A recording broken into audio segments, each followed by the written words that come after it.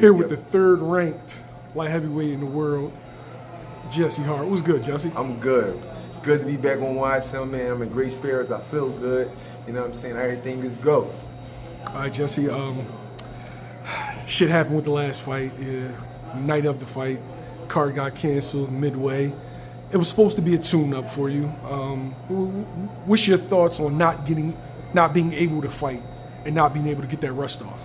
Well, you know, in regard to that question, I'm gonna say the Combat League. I'm already in good. My oils is everything is good. You know what I'm saying? We just came out the Combat League. I fought a couple good fights in there, a couple hard fights. Well, they're not really hard, but they just kept me in shape and fine tuning to my skill. Like when being in the gym, I was in the gym all summer. I was in the gym all, you know what I'm saying, midway through. So as long as I'm active, even if I'm training, is good. If I'm training, is good. If I don't fight, as long as I'm in that gym, I'm cool. As long as I'm a gym rat. And I was trying to tell, you know, another reporter that as long as I'm in the gym, I'm cool. It doesn't matter if I fight or not. As long as I'm in that gym and being active, using my eyes, using my eye-hand coordination. You know what I mean? Lungs getting stronger. Everything, my feet getting better. My jab is perfect damn near. It's just staying in the gym. That's the main thing. When can we expect you back? February 15th, we'll be in Atlanta on my trainer Greg Hackett card when he fight Brian Norman, Sr. I love it. I love it. Now, is this going to just be another stay busy fight? Because I know pretty soon, 2025. Yeah. You know we're expecting 2025. So yeah. This is going to be. I don't think it is. He told me the opponent that he's trying to get, the guy that owns BLK Prime. I think his name is Desmond or something like that. What is the guy named? Sills? He fought with Tyrant before. I don't know. He's a big light heavyweight guy.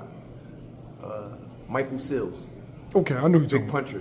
Yeah. I think he knocked out Ice or something like that from Philadelphia. Yeah, I remember that. Yeah, so he talking about getting him, and he said, you know, he'll reach out to them guys and see if we can go ahead and do something.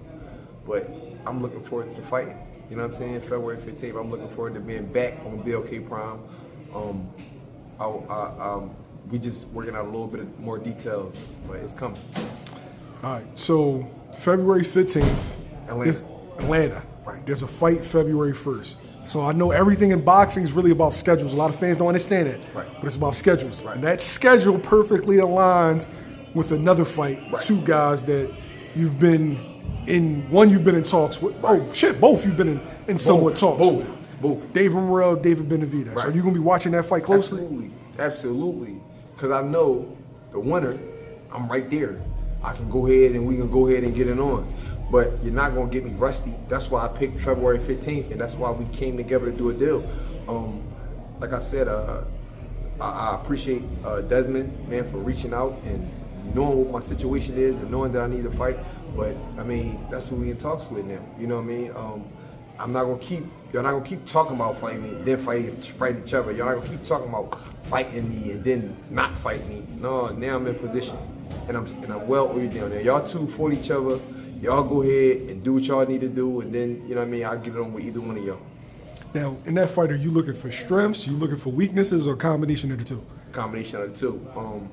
I want to see how David Benavidez performed at 175. He looked like he was about 200 and something pounds. He looked like he was about 220 at the face-off when I seen on Premier Boxing Champions. Yeah. That guy didn't even look like a fighter. No athlete should ever get that big, ever, in history of his boxing.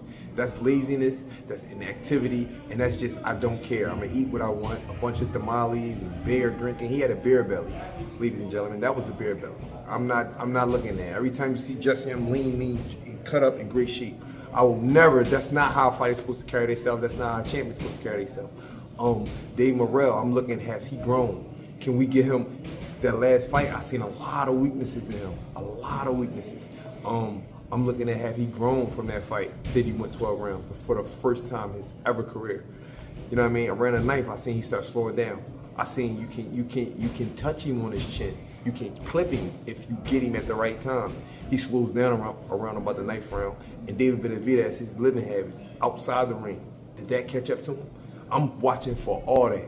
And I'll be looking February 1st to see if my predictions is right. What has to be done for Jesse Hart to get one of those guys in the ring? the promoters and the business people have to come together and we can see something happen. But I never turned down either one of those guys. That was never me saying this and that. No, it wasn't no money issue. I did ask for a little bit of more money with David Benavidez when he offered me the first number, because that number wasn't a good number. But this time around, I'm checking for all that. I need more. I'm checking for all the weaknesses, all the strengths, and everything. In February 1st, I'll be watching. Last question. A fight that definitely affects you. Beterbiev, Bivol, right?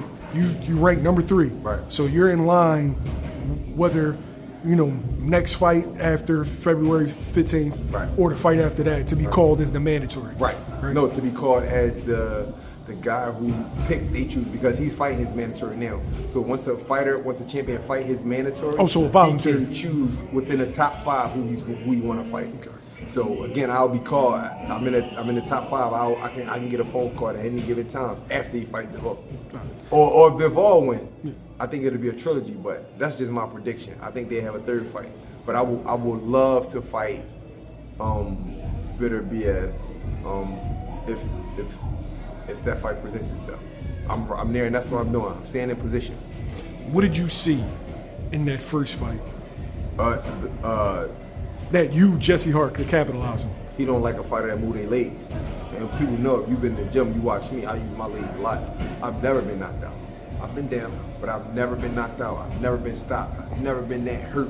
Whereas though I had, because I use my legs, I use my God-given ability. He don't like movement. He don't like a moving target. He like this. You come to him like this in a ball. That's what Beterbiev like. This is his. He waiting for a fighter to do that. But his kryptonite is this. His kryptonite is that. Just a little bit of that. That's his kryptonite.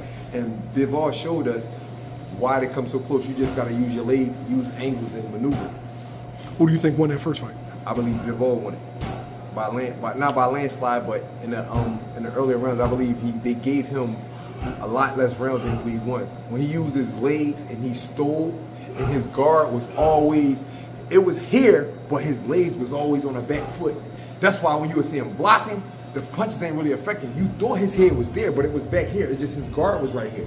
Mm-hmm. That's why when Benavidez was punching, and Bivol was like off the back leg, and he had turned, he was blocking it. But his head wasn't there, the brace for the impact. Mm-hmm. But Beterbiev punched so hard, if you leave your head in that pocket, it's still gonna hurt you.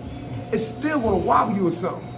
He fought that guy Hot Rod, and that guy Hot Rod was like, he tried to do this, that fight out the shell. That's what we call it in Philly. Fight off the cover up. And he hit him around the guard and knocked his head off. You can't. I've learned from that first fight, you put your guard right here, but you play on your back foot like this, he's gonna hit this. Because he hooks, his hooks is real tight for both ways. Mm-hmm. So I understand, I watched and I learned, and I watched that fight about 15 times now.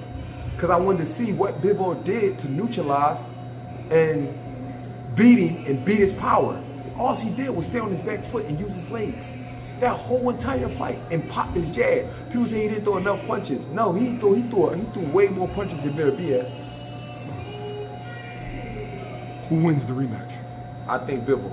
I think he starts earlier, and I think he waited for him to slow down a little bit. So this time, I think he's going to start a little bit earlier, and I think he's going to capitalize on the mistakes and not be, because he's not going to be scared to get hit. He took the guy's best shots. He stood up. He lasted. So now he's going to be willing to gamble a lot more now.